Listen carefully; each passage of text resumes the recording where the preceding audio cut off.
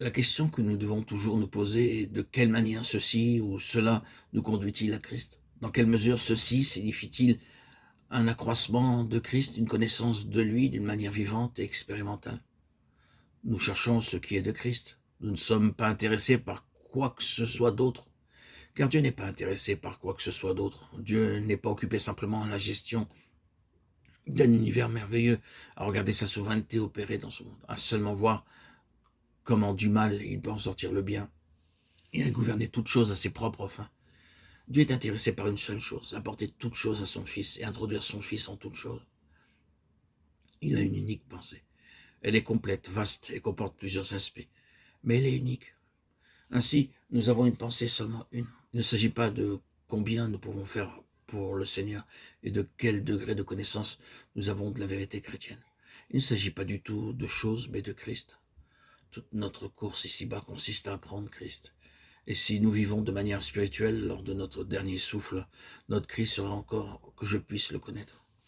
Plus nous vivrons et plus nous apprendrons, plus nous serons conscients du peu que nous connaissons et combien ce Christ est immense.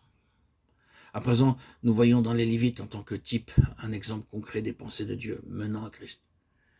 Le peuple de Dieu est relié à lui en Christ. En premier lieu, ils expriment en représentation le peuple de Dieu qui est lié à Dieu en Christ. Les Lévites ont été choisis à la place des premiers-nés, ce qui signifie qu'ils représentaient Israël dans son ensemble. Dans la pensée de Dieu, ils n'étaient pas une classe appelée serviteurs séparée de tous les autres, mais une représentation spirituelle de la pensée de Dieu concernant tout son peuple.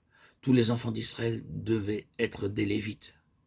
Si ceci n'avait pas été vrai, Dieu aurait eu d'autres moyens de le faire. L'Éternel aurait pu dire « Oh, bien, je comprends que vous ne puissiez pas tous me servir, car vous avez d'autres choses à faire. » C'est pourquoi je voudrais ordonner une certaine classe de personnes, un groupe en particulier, pour être des ministres qui serviront et formeront eux-mêmes une catégorie dans ce type de service. Jamais une pensée pareille n'a été expérimentée ou sous-entendue. Au contraire, Dieu va au fond des choses et dit ainsi, depuis la création même d'Israël, ils sont un peuple sacerdotal, un royaume de sacrificateurs. Il n'est pas question d'avoir une catégorie de personnes au milieu d'eux qui soient des sacrificateurs, mais ils sont un royaume de sacrificateurs.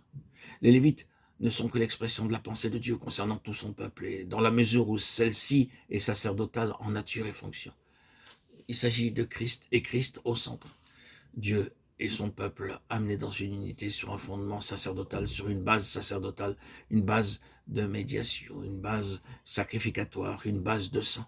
Ils sont un. Et cette grande vérité est déclarée par les Lévites, que l'homme et Dieu sont devenus un en Christ. Et c'est cela l'Église des premiers-nés. Ce titre est le titre de Jésus-Christ et celui de l'Église.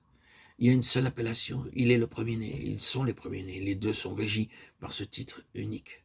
Ce n'est pas comme si quelqu'un ou quelques-uns n'étaient pas inclus, tous le sont. C'est l'unité en Christ de Dieu et des siens qui est représentée par les Lévites.